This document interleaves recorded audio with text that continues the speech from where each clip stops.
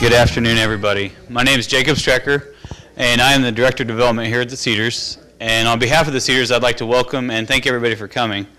The Cedars is devoted to providing the highest quality education programs for its residents and for the community of McPherson, free of charge to, in partnership with McPherson College. When I first got here 7 or 8 months ago, one of my missions was to increase the programs and increase the things that we can provide to the community. And in partnering with Katie Hill and Steve Gustafson from McPherson College, we're able to bring some quality programs right here on campus, the Cedars campus, that is. And we're really excited for this new series called The First Fridays. And what that is from now until probably July, we have programs scheduled here in the Wellness Center with McPherson College for the first Fridays of each month. And each month will be a different lecturer. They'll all be at 2 o'clock. And we would ask that in the future for anybody wanting to attend, even if you don't live on campus, to either register through Katie at the college or through Diane here at the Cedars. And you can just call the main number, and Diane will be usually one of the first people that picks up, or someone can connect you to her.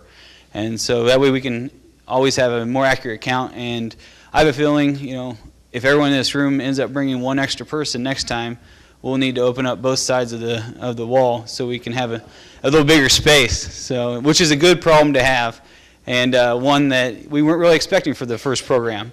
But we're excited that everyone is here, and we're excited for our partnership with McPherson College. And Katie Hill is going to come up and introduce our guest lecturer for the day.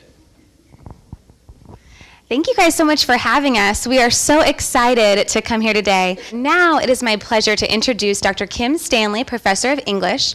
Dr. Stanley came to McPherson in 1988. She attended Trinity University and then earned graduate degrees from St. John's College in Santa Fe and the University of Texas.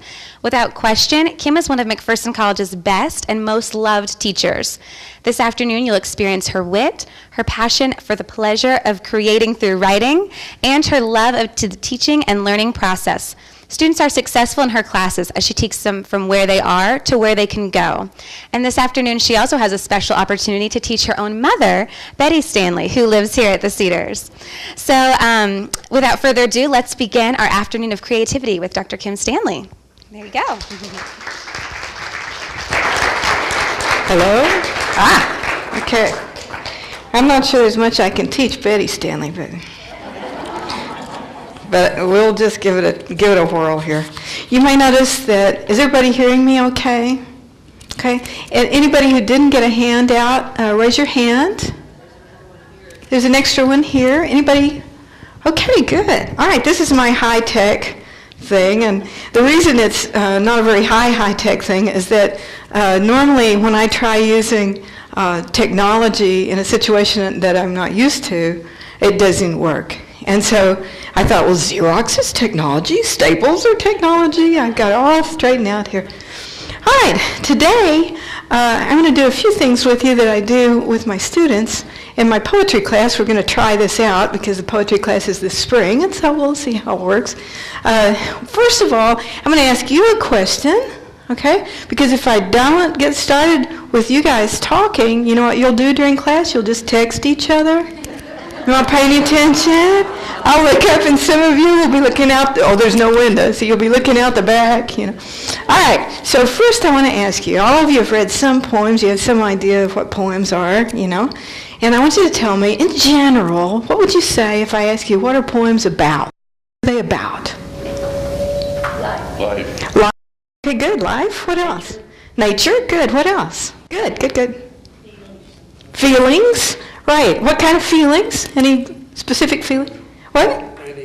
Any kind. Okay, very good. Yeah. Often with my students, they'll say love. Right, because that's what because they're all in love and they're all brokenhearted, and But so yeah, any kind of feeling, right? One famous poet said that poems are always about people. Like you may have a poem that's about a dog, and I love dogs, so you have a poem about a dog. It's not really about a dog. What's it really about? How people feel about the dog. Exactly. That's why poems about dogs always make me cry. I try not to read them. You have poems about cars, and I have a lot of students who love cars, right? But they're not really about cars. They're about all the ways that people think of cars and how we fit cars into our world. And as humans, our world is a symbolic world. We're symbol makers, you know? Like the way termites build termite mounds, and bees build hives, and ants build ant farms, or whatever they're called. And we build language. That's what we do. It's a thing that we do together. And language is symbolic. And poetry is like the heart of what we do is symbol. And as a matter of fact, when writing was invented in like 3000 BC, right, in ancient Sumer, two things were the first things that were written down. Two kinds of things. One was taxes, right? And the other was poetry, because that's what people wanted and needed to remember. I'd say taxes needed, poetry wanted, right? And so that's what they very first started writing down. So poems are about all these things that we have feelings about. Nature, animals, human activities, things that we have feelings about life, and our lives are centered in feeling. So, okay, good. Now, on the other hand, if you write a poem that's just about feeling, you end up with a poem that nobody is going to like very much. Like if your poem just says, you know, I loved her so much, my heart she did touch. I saw her in the hall and I started to bawl, you know. My mother could go on and on like this, because if you've been an English teacher, you've read many of these kinds of poems. They don't really make you feel the way the poet wants you to feel, you know.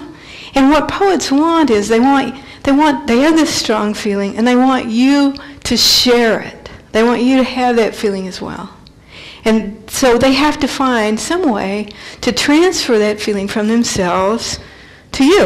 And that, in order to understand how they do that, we're going to have to learn a word which is a clumsy, clumsy word.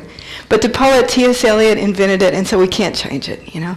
And here it is. It's on your handout. I tried to put most things on the handout so that you could follow along, even if your hearing isn't so great or something like that. But be sure and stop me if you don't hear or you don't understand what I'm doing, and I'll go back. This is the term at the top here in bold: objective correlative. Objective correlative. Isn't that an awful word? He should have made up a word like frump or frushum or something like that. But no, he had to use this. And what this is the thing in the poem. The thing in the poem. Maybe I should carry this. The thing in the poem that carries the feeling. That carries the feeling. And we're going to look at examples, but let me give you a quick example from Shakespeare, for whose sake T.S. Eliot made up this term. In the play Othello, and you probably know that Othello is gradually becoming convinced by the evil Iago that his wife is unfaithful to him, that his wife is cheating on him. And he resists, and he resists, and he resists. But when he finally becomes convinced, he doesn't say what you might expect. He doesn't say, darn that woman, she's unfaithful to me, what a terrible person, you know. He doesn't say that. He says one line, he says, goats and monkeys. And that's what he says. Yeah, that's what he says. And to the Renaissance audience, those two animals were proverbial for being lusty and uncontrolled and stuff like that. So they knew the objective correlative carried the feeling better than it would have carried it if he had said all kinds of things about darn that woman, you know, or anything like that. So, okay, so first thing I want us to do, and this may seem a little idiotic to you, but I do it with my students all the time, and they haven't fired me yet. I want you to say the word after me, because if you want to remember a word, you have to say it. I have to teach a lot of stuff using foreign words, like in world literature, for example, and I always make the students say the word. So I'm going to say it once, and then I'll ask you to say it, okay? So objective correlative. Objective correlative. One more time. Boy, you guys are better than my students. Objective correlative. Excellent, excellent. Now, you'll never forget that, right? You'll never forget it. It's the thing in the poem. Now, turn the page. I think it's on the second page, which somehow lost its page number. I don't know how. Okay? And I'll show you an example of an objective correlative. Let's do, oh my goodness, this one's kind of sad, but it's so good. The very first one, the little girl by the fence at school. My mother told me I shouldn't do sad poems because some of you are K-State fans. You're probably sad today anyway, right? Okay, she called me late last night and said, what was it, 31-17, don't do anything sad. But this one poem, this is William Stafford, and many of you probably know Stafford's work because he was a brother and poet, grew up in Hutchinson, and was a poet laureate of Oregon finally, and was a wonderful guy. He's passed away now, but he was helpful to some of our students who wanted to become poets. He was a nice guy. Okay, the little girl by the fence at school. Grass that was moving, found all shades of brown, moved them along, flowed autumn away, galloping southward where summer had gone. What season is it? Fall, and fall is passing, so it's soon going to be winter. And that was the morning someone's heart stopped, and all became still. A girl said, "Forever?" And the grass, "Yes, forever." While the sky, isn't it great? Yes. He doesn't have to tell us what the sky says. What does the sky say? The grass says, "Yes, forever." What does the sky say? Okay, does it say forever? And what does it mean when the sky says forever? Does it mean the same thing the grass says? The heart stopped, is it forever? And the grass says, "Yes, period." Right? Period, forever, period. But what does the sky say? What kind of forever? Yeah, Ann? No, I mean, Okay, she's doing, forever, and it's a different kind of forever, isn't it? It's not like, there's no stop. It doesn't stop. What happens? Well, forever, and ever, and ever. It goes on, right? But he doesn't have to tell you that. Because, now, objective correlative, we've got several here. One is the grass, right? When the grass is brown, what's it doing? It's dying, it's drying up, it's getting ready for the winter, right? Which is a season of where everything shuts down, and the seed is in the ground, and it's as if it's dead before it rises again in the spring, right? So you've got the grass, and you've got the sky, right? And this is a particular kind of objective correlative. Go back to your first page.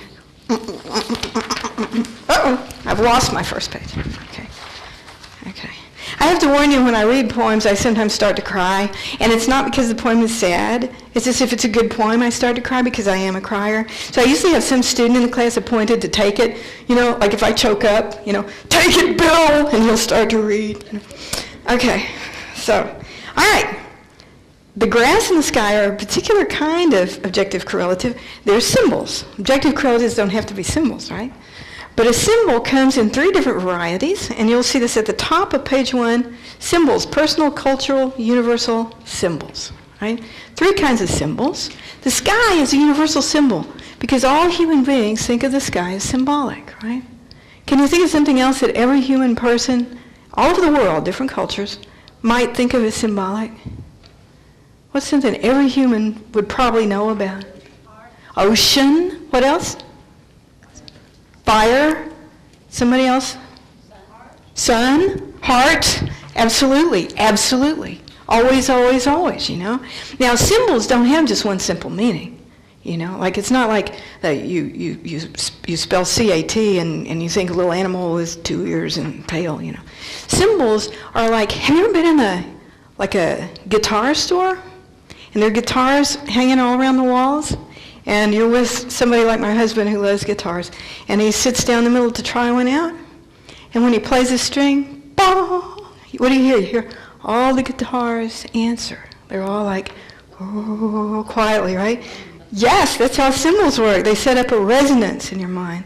A resonance. So like heart, what all does it mean? We can't live without it. It's the thing in our bodies that talks to us when we're asleep, A fire, what does that mean? It can be a lifesaver. It can be a killer. What does the sky mean? Well, forever, but in a different sense from the grass, right? Okay, so those are universal symbols. Cultural symbols are symbols that mean something only to us in our culture. And I'm wearing one, right? Right? You can see that one, a ring, and it's a plain band, right? In my case, very cheap. But anyway, and it means what? Marriage. It means marriage. And it's supposed to be symbolic of the eternal marriage rather than serial monogamy, but marriage that goes on and on because it's circular and without, and that's why we tend to wear a band, right? Not every culture does that. Obviously, that's a cultural symbol, right? Then there are personal symbols, and these are things that you usually don't put in a poem because it means something only to yourself, right? I know that you women, I don't know about guys, but I know that you women have got some piece of jewelry at home that you're not going to wear, but somebody gave it to you, right?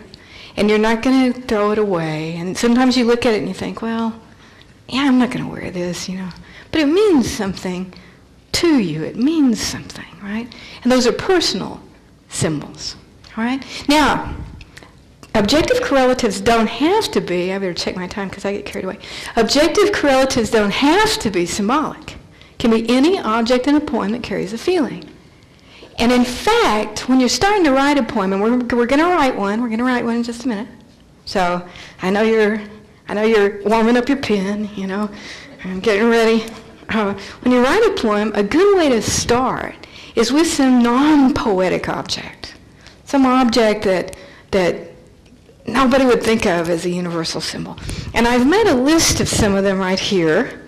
But before you look at my list, turn to page 2 and look at W.S. Merwin's poem, The Unwritten. I believe Merwin is currently the U.S. Poet Laureate, isn't he? Do you know, Susan?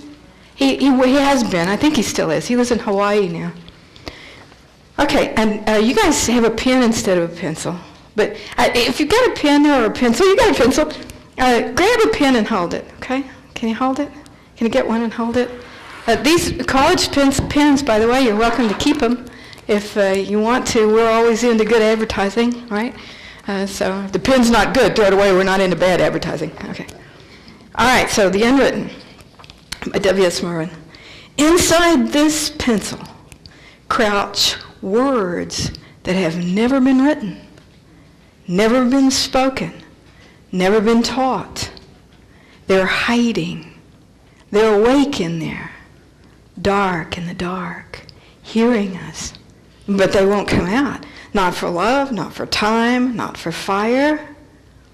Even when the dark has worn away, they'll still be there, hiding in the air.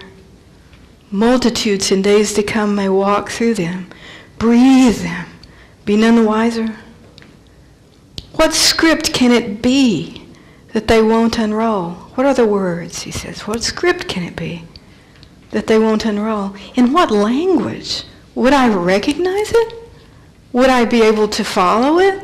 To make out the real names of everything? Maybe there aren't many. It could be that there's only one word, and it's all we need. It's here in this pencil.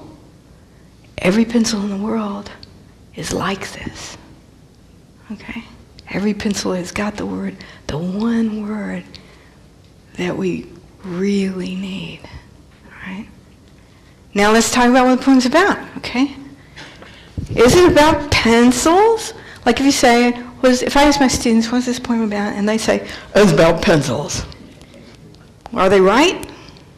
No. Can somebody take a shot? What would you say? What's it about? What's it again? Words? Good. Yeah. In what sense? It's about words and their potential. Very good. Potential, which comes from the Latin potentate, which means like power, right? Power. So, yeah, their potential, their power, right? This one word, it's all we need. It's in this pencil, and it won't come out. Because if it did, we wouldn't need poems anymore, right? And I'd be out of a job, and so librarians would be no good. Okay. All right, good. Now, look back on page 1, if you will. And here's a list of non-poetic objects that I came up with Just one evening. You can see used up toothpaste tube, 1 brown shoelace, can of sugar-free, caffeine-free cola. I've never understood the point about sugar-free, caffeine-free cola. What's the point about that? Is this cola freer than I am? Like, why would I drink sugar-free, caffeine-free anything? Anyway, empty wooden picture frame, 1 red sock, hole and heel, pair of unworn 5-inch heels, rain jacket almost new, too tight, clothes hanger with high, narrow shoulders, clothes hanger covered with crochet, a can full of gimme pens. You know what gimme, like this is a gimme pen, right? Like a freebie pens that you get because they're advertising. Okay. Tomato frames, unused, 2 years old. Computer connector, unknown. I don't know what's for, right? Empty tube of sunscreen, 4 tatted pillowcases, small, with tatting on them, 12 file folders full on the floor. Chocolate sauce can with a light bulb and a toothbrush in it. My husband's responsible for that. I don't know what he's going to do with those 2 things. Picture of 2 dressed up ladies on the beach. That would be my mother and my Aunt Eldora. Worn black waterproof shoes. All right, now I have to tell you this, and my mother will reinforce this. I could see all these things from where I was sitting on my futon. I'm ashamed, but it's true. Now, these are all non-poetic objects. And I'm going to ask you to do something with your pen and some of this paper in just a minute. The thing is, all these things as they sit here alone, they all have a story, don't they? Because the human world is a symbolic world. Everything means something to us.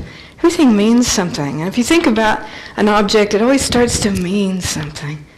So I've taken, and I did this just as I was sitting there. I haven't made these into good poems or anything. But I took a couple of them on the bottom of page 1, and I added 3 lines, okay? So here's the first one, computer connector, unknown. Ends out for the tie that binds. Sleek black snake of longing. I don't know what you're looking for. And then the can full of gimme pens. Tracks my progress. College, bank, grocery, lawyer. Where did I go wrong? Okay. All right, here's what I want you to do. I'm going to give you a few minutes to do it. Not very long. You have 2 choices. Okay. One of them is to take one of these things and write 2 or 3 lines to come after it. Okay? But the other choice, possibility, is for you to think of your living room or your bedroom or your kitchen and come up with 2 or 3 objects like these, unpoetic objects. Okay? Okay? I'm going to give you just a couple of minutes to do that. Choose one and write me a couple of lines that go with it. And don't worry, this is not a test. Or 2 or 3 objects. Okay? Okay? This is what I would say to my students. Pens out on paper. Pen on paper.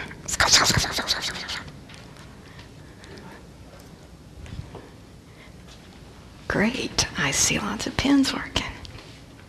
Great. Okay.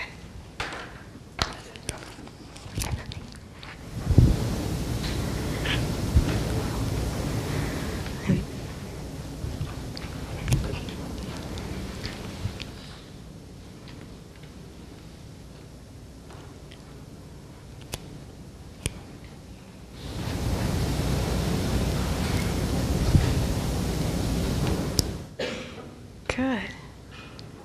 Okay. Looks like we mostly got something.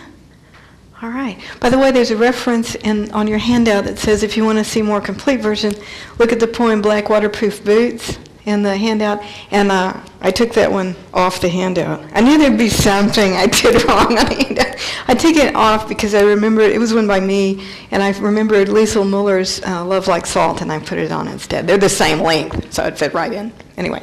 Okay, is anybody willing to read to me either an object they thought of or 2 or 3 lines to go with an object? Anybody willing to read? Come on. Oh, good. 12 file folders full. Needs to go. So here for the shredder and goodbye to the full folder. Okay, that's great. 12 file folders needs to go. So here for the shredder. Here for the shredder and goodbye to the full folders. Very good, very good, very good. Notice how the things take on meaning when you write about them. Like you're just thinking of how to get rid of these file folders. But when you put it in the frame of poetry, when you write it, it looks like poetry, people feel differently about it. So this is about like cleaning up your life, you know? What I clearly need to do, as you can tell, right? Who else will read? Anybody else? Who else? Good. One broken shoelace. What has it caused? My shoe to start flopping. My shoe to fall off. Oh, my bare feet. That's good. One broken shoelace. What has it caused? My shoe to start flopping. My shoe to fall off. Oh, my bare feet. Okay. Now one thing leads to another, right? Good. When she said, what has it caused, I was a little worried. Where are we going from there? Okay, good. Clothes hanger covered with crochet, lavender yarn, circa 1963. Mom's favorite color. She gave me a pair. When did I lose the other? What's the last line? When did I lose the other? Oh, that's wonderful. Can I read that? Sure. Can I read that aloud? Okay. Clothes hanger covered with crochet, circa 1960, lavender yarn, circa 1963. Mom's favorite color. She gave me a pair. When did I lose the other one? Okay. That's a poem. I still have one. I don't know where I lost it. Oh, this is true. This is a true story. Okay. Notice how when you put it in a frame of poetry, usually I bring an empty wooden frame, and I've got the one that's listed there, and say, okay, anything I put in this frame, people are going to look at it as art. They might not think it's good art, but they're going to see it as art, right? So, and anything that you put in the frame of poetry, people are going to think of, they're going to interact with it differently from the way they interact to other words. This becomes a poem about missing your mother. When did I lose the other one, right? And there's that moment of that poetic feeling. Very good. Okay. Anybody else? Who else can read? If you guys were middle school kids, this is middle school before you get cool, you know, you'd be like, me! Jean, I saw your hand now. I took off on that same line. Oh, good. Me too. Clothes hanger covered with crochet, whose nimble fingers touched you. Twining, winding, hooking, framing, a future for daughter's wedding day. Okay, good. Whose nimble fingers touched you? Twining, give me that nice line. Twining, winding, hooking, framing. Twining, winding, hooking, framing. A future for daughter's wedding day. A future for daughter's wedding day, like part of a trousseau, okay? So it's notice how the future and the past are connected in that little poem, because someone made it in the past, and yet the wedding day is about the future, isn't it? Good. Yeah, oh, good. Can I read it? Okay, good. Thank you. Oh, another clothes hanger. Good for you. I've worried since my great aunts are gone. Where am I going to get clothes hangers covered with crochet? Because they're the best kind, you know. Clothes hanger covered with crochet makes me think of her. Now gone many years, but not forgotten. Her funny ways that made us laugh. Her caring days. That's so good. I like caring days. You may not know the term, but that last line has got a name in Greek, which I've forgotten right now, where you transfer the feeling. It's almost like personification. The days are caring, but we know what you mean. Her caring days, the days she spent caring for us. Yeah, wonderful. That's so good. Anyone else? Anyone else read? Oh, good. Okay. Candlelight, rocking chair, symbol of life, extravagant picture, a place of quiet inspiration. Oh, that's good. Candlelight, can I read it aloud? Candlelight, rocking chair, symbol of life, extravagant picture, place of quiet inspiration. Very good. You know, that's a good technique you can use to write a poem, is to make a list of noun phrases that describe a particular place or that you can compare something to. You've got one? Aging skin protected from the sun, taking rides and having fun, losing care and getting fit, turning back the clock. Oh, that's good. Okay. And you're thinking of sunscreen, probably started you on it. Right. Can I read it? Empty tube sunscreen. Aging skin protected from the sun, taking rides and having fun, losing care and getting fit, turning back the clock. Isn't it nice? Because getting fit is like turning back the clock, right? Once again about time. Once again about time. Very good. You guys are great. And I want you to, your homework assignment is to write a bunch of these little things. Okay, that's your homework. I won't be here to pick it up, although I'd like to, is to write a bunch of these little things. And then some of them will turn into longer poems, and some of them, as you can tell, will be complete poems as they're written, right? Because poems don't have to be very long. So I want you to keep up with those. Now, moving along, I'd rather hear the rest of your poems. But, I want to give you an example of one that I think is very much like this, the one I replaced my black waterproof boots with. And it's on page 2, bottom right, Love Like Salt by Liesl Muller. Okay? And this would be an example if you took like one of those things, like the pencil or the sunscreen or the crocheted hanger, and did it, some of you did, and went ahead and turned it into a whole poem. And Liesl Muller turned this one into a poem, and it's about salt. Everybody knows salt, right? On the table salt. And it starts with a simile, of course, love like salt. And as I read it, I want you to think of all these things in the poem applying not just to salt, but also to love, okay? So think of the two things at one time, all right? Love like salt. It lies in our hands in crystals, too intricate to decipher. It goes into the skillet without being given a second thought. It spills on the floor so fine, we step all over it. We carry a pinch behind each eyeball. Why do you carry a pinch of salt behind each eyeball? Tears, okay? And of course we all know that love can make us cry.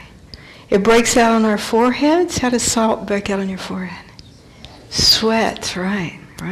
Love can make us blush, right? We store it inside our bodies in secret wine skins. At supper, we pass it around the table, talking of holidays by the sea. Okay? How do you picture that last one, the dinner around the table? Who would you say is there? Who's there? People you love, right? Family, people you love. We pass it around the table casually, talking of holidays by the sea. Now that holidays by the sea, it could have been anything. She could have said, talking of going horseback riding on Mom's farm, or talking of, why does she put the sea in there? Exactly. It's a sneaky little piece of poetic unity, you know? If you're going to talk about holidays with your loved ones, why not make it a holiday by the sea, right? Good. Very good. Okay. All right. So, now, let me be sure I'm in my time. An objective correlative can also be, I told you it's a thing, right? But I just told you it was a thing because I didn't want to say it could be a thing or a person or a series of things or an event, you know. It's something from the real world. And when I tell my students what it is, I use thing because the term objective correlative is already making their heads spin, and so I might as well, you know, simplify it. But it can also be a moment in time, something that happens, right? Something from the world, okay? So I want you to read Wrist Wrestling Father by Orville Lund. It can be an action. Okay? On the maple wood, we placed our elbows and gripped hands, the object to bend one another's arms to the kitchen table. You guys know about this, right? Wrist wrestling. We called it arm wrestling when I was a kid. And my brother loved to do it with me just so he could beat me. Yeah. I was not about to win. Anyway. So, we flexed our arms and waited for the sign. I once shot a wild goose. I once stood not 20 feet from a buck deer unnoticed. I've seen woods full of pink lady slippers. I once caught a 19-inch trout on a tiny fly. I've seen the Pacific. I've seen the Atlantic. I wrote a poem once with every word but one just right. I've fathered 2 fine sons and loved the same woman for 25 years. But I've never been more amazed than when I snapped my father's arm down to the table. This one always makes me cry, and I don't know why. I didn't even grow up with a father, right? But it always makes me cry. Okay, all right. So, why does he tell you? He talks about getting ready for that, right? And then suddenly I once shot a wild goose. I once stood close to a wild boar unnoticed. I've seen forests full of pink lady slippers. Why does he tell you about those things? Because they're amazing, but not as amazing as what he does. Okay. Because they're so amazing. The Atlantic Ocean, the Pacific Ocean are not as amazing as beating his father in wrestling. One assumes it was just as he got his growth, you know. I was never so amazed as when I snapped my father's arm down to the table. You know, like that moment at the end. Some cool things about this poem is, for one thing, when he skips a line and he starts with that series of amazing things, you're thinking, what? You know? And if you looked at the poem and saw that it was pages long, I bet you, you'd stop reading. Because you'd be like, okay, you know, there's another poem in this book. But when you see it short, you want to give the poet a chance, right? And then if you start thinking about the things like the forest full of pink lady slippers, you know what it feels to see something like that? You know, you've seen something you can compare to it. You think about the ocean, you think about, and then he skips a line, and he goes to a different kind of thing, right? I wrote a poem once with every word but one just right. I fathered 2 fine sons and loved the same woman for 25 years. He goes to something that's more like a life story amazing, not just a moment, not just an object that you see, but something deeply ingrained in your life that's amazing. And once he's done that, it's a little bit funny when you get to the end. I've never been so amazed as when, and why it makes me cry, I don't know. But my student, it would be like, take it, Bill, and he'd have to read the last line. Okay. All right, good. Okay. Now, here's a weird thing. Some poems are all objective correlative. That means some poems just give you the thing or the moment, and the feeling about it has to come entirely from you, right? And here's where it becomes important that, and I wish I'd brought my wooden frame, my empty wooden frame, becomes important that people are looking at it as a poem. Because if it didn't look like a poem to them, they wouldn't bring to it that feeling. They wouldn't bring that to it, okay? That's why you can write found poetry. You know about found poetry? It's where you take something that you find in a newspaper or a textbook or wherever you find it, and you break the lines off so that they don't go all the way to the right-hand margin, and it means something different. It becomes different, right?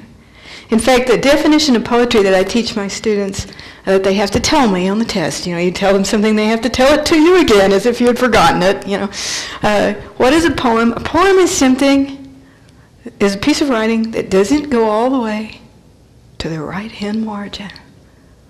Some of you will know there is a thing called a prose poem, but we're going to ignore those because we usually read those anyway. Because once you do that with something, it's different. It carries meaning in people's minds that it wouldn't otherwise. I'll give you an example, one that you probably all know, and that is Robert Frost's poem, Stopping by Woods on a Snowy Evening. Whose woods these are, I think I know. His house is in the village, though. He will not see me stopping here to watch his woods fill up with snow.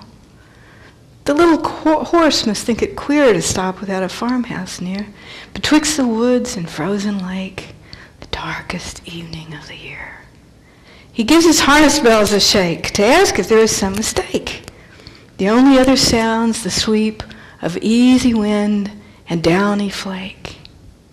The woods are lovely, dark and deep, but I have promises to keep, and miles to go before I sleep, and miles to go before I sleep.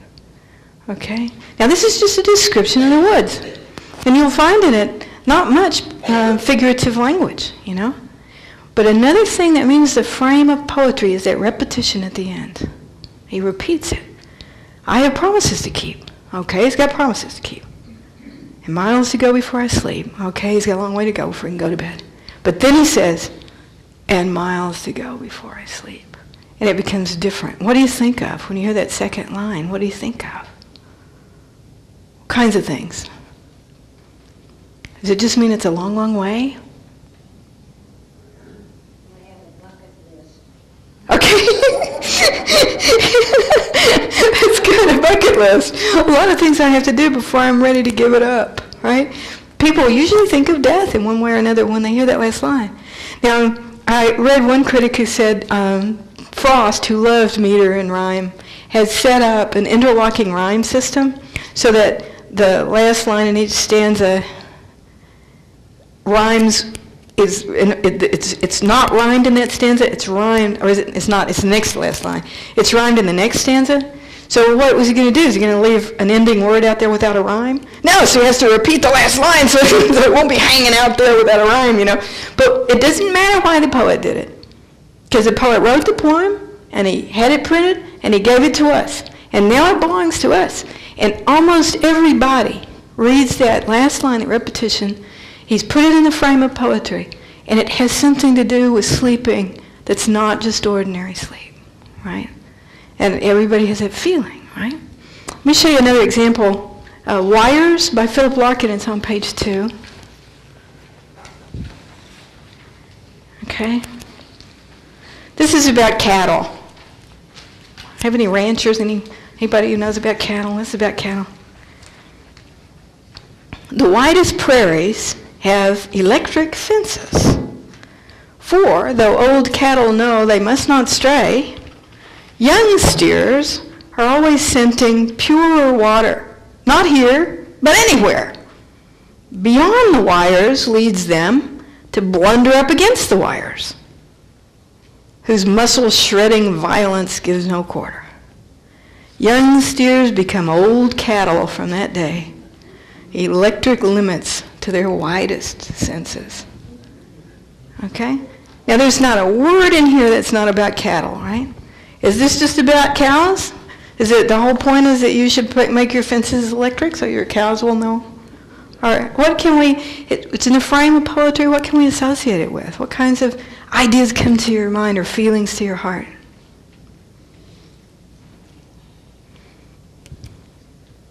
Taming teenagers. Okay, taming teenagers, taming and taming. Do tame teenagers. On the one hand, they become easier to deal with, but on the other hand, what?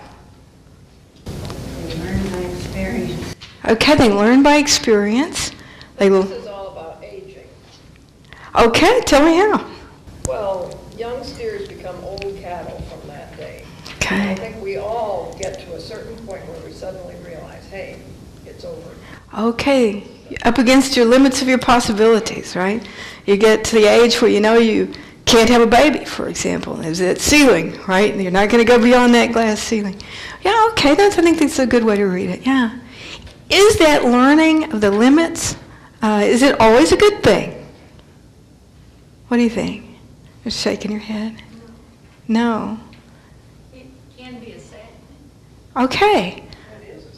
It is a sad thing. Okay, it is a sad thing. Let me tell you a little story. Some years ago, I'll try to tell it fast. Some years ago, a colleague of mine who's an elementary education professor and I went to Eisenhower Elementary School to help the teachers there prepare their students better for the standardized writing test, And my job was to help them come up with lists of things for the students to write about for the practice. And so I had made lists and talked to them about lists and what can people write about and how do you know. And it was really, really funny because the 5th and 6th grade teachers said, oh man, this is the biggest problem. They said, the students, you want them to write something? They're like, well, what can we write about? What do you want us to write about? And he said, write about anything. And they'll say, I can't think of anything. What should I write about? I can't think of anything. And the 1st and 2nd grade teachers were looking at them. And they said, what do you mean? That's crazy. That's the one problem we don't have. Like you said, we're going to write a little paragraph, and they'll say, can I write about my puppy? Is it okay? Can I write about my dad's car? Can I write about the time we went to my grandma's house? Please, can I write? And they'll be up, how do you say this? How do you write this? So something happens to them between the time they're 6 or 7 years old and the time they're 9 or 10. So when I get them in college, it's the same way. You know, write me a page. About what? Well, I don't care. Write me something from your head. You know, what have you? I can't think of anything. You know? Well, any experience of yours? I don't have any experiences. You know? They said, Mom, I had the one guy who said, except the time I was mugged. And she's like, okay, right around the time you were mugged. Anyway. Okay, so notice that this poem, it's got the cattle and the wire as an objective correlative. A thing that's physical and real and we can all make some conception of. But when we put it in the frame of poetry, we think of aging, we think of, I thought of the children, you know, because I had that experience, that somehow their widest senses were limited, electric limits to their imagination or something. Okay, so there's one that's all objective correlative. On page 3, The Red Wheelbarrow by William Carlos Williams is one that some of you will know. My mother hates it. She hates it. For me, I really love it. But it seems to me deeply, deeply sad, right? People have made up stories about this poem, that it means this and that and the other. But William Carlos Williams did not tell us what it means. He wrote this, The Red Wheelbarrow. So much depends upon a red wheelbarrow glazed with rainwater beside the white chickens. I see some of you laughing. That's what my students do. Like, why are you reading that? Why are you reading this? If you guys are ever up at the college, go by Bruce Clary, my colleague Bruce Clary's door. It's right next door to mine on the second floor of Moeller, very end of the hall. One of his students made a graphic arts thing for this poem, and I was so surprised that a student would choose it because most of them react, you know, just by saying what? It doesn't say anything, you know. But one of them loved it, and it's a pretty thing. He's got it on his door, and it gives you like a mood for the. And I like it because it matches my mood when I read this. I'm not going to ask you to discuss this one because I don't think really there's anything to say, you know. I don't think there's anything to say about this one. But I have 2 more poems. Oh. Do I have time for Riding a One-Eyed Horse? We've got until 3, right? So, okay. Riding a One-Eyed Horse by the American poet Henry Taylor. Right under that one, okay. Now, pay attention to the title. He's riding a horse that has only one eye, that's blind in one eye, in other words, okay? And he's going to tell you how to do it. And he says, one side of his world is always missing. And you guys know that horses, their eyes are on the sides of their head. You're not like humans whose eyes are in front. So if you close one eye and put your hand up like this, you'll only see half the room, right? So if your nose was there, like a horse's is, so one side of his world is always missing. You may give it a casual wave of the hand or rub it with your shoulder as you pass, the missing side, right? But nothing on his blind side ever happens. Hundreds of trees slip past him into darkness. So you're riding along, and here are the trees, and they slip past into darkness, right? Drifting into a hollow hemisphere whose sounds you will have to try to explain. Your legs will tell him not to be afraid if you learn never to lie. Do not forget to turn his head, okay, and let what comes seen. Turn the good eye, okay? He will jump the fences he has to. He will jump the fences he has to if you swing toward them from the side that he can see and hold his good eye straight. The heavy dark will stay beside you always. Let him learn to lean against it. It will steady him and see you safely through diminished fields, okay? All right, now as you hear this poem or read it, what are some human kinds of things that you think of? Something beyond riding the horse. And there is no answer, okay? There's not, this is all the poet has told us. What are some of the human experiences that you might think of? What? Trust, very much so, isn't it? Yes, if you learn never to lie, right? Your legs will explain to him if you learn never to lie. What else? Good. Well, I'm thinking of all different sort of things that could match losing an eye. Okay. Losing a loved one. Okay. Which could... Your memory or something. Okay, that's very good. Maybe something that could happen to you that leaves the heavy darkness beside you. The heavy darkness, the missing person, the sense, sight or hearing, the missing memories. The heavy dark will stay beside you always. Let him learn to lean against it. Okay? So if we're talking about something like Ann said, what kind of a thing? What does it mean to say let him learn to lean against it? Counting on the wisdom of others. Okay, yeah, that's very good. That's very good. He says counting on the wisdom of others. That's very good, right?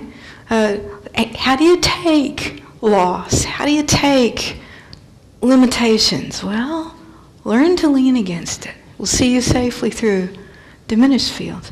I think also of things like relationships, things like marriage. When my kids, my students, when they're young and they're in love and they get married and everything's going to be great, And of course, maybe it is great, but it's not great as they imagine it, This guy is always going to have hair, This woman is always going to be skinny, and we're going to have these perfect children and nothing bad will ever happen. But the truth is that you marry a real person, right? Like a one-eyed horse. And you learn to help each other, with your limitations, and, I always think of that. Okay. I have, since I've laid some heavy poetic stuff on you today, I brought one just for fun, and that's the Lyrics for a Drum Solo by Jessica Rosenfeld. Some poems are just for fun, okay? Some poems are meaningful. Some poems are deeply felt.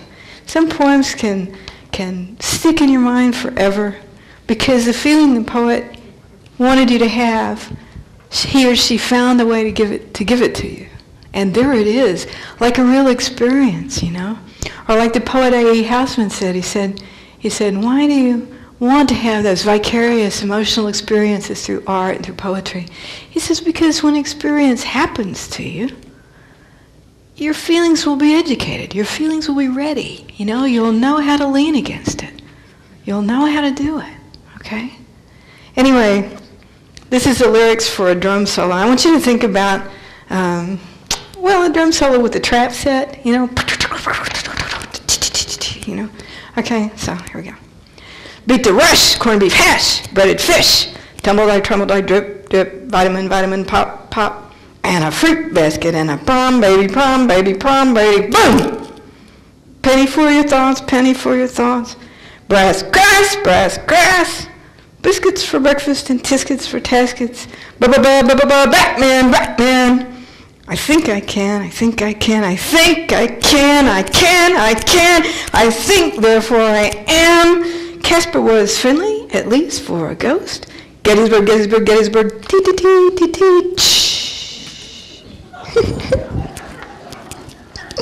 Poets have fun too, right? Thank you. Any questions or comments? Keep writing. Write those poems. You guys are doing well. Okay? Thank you.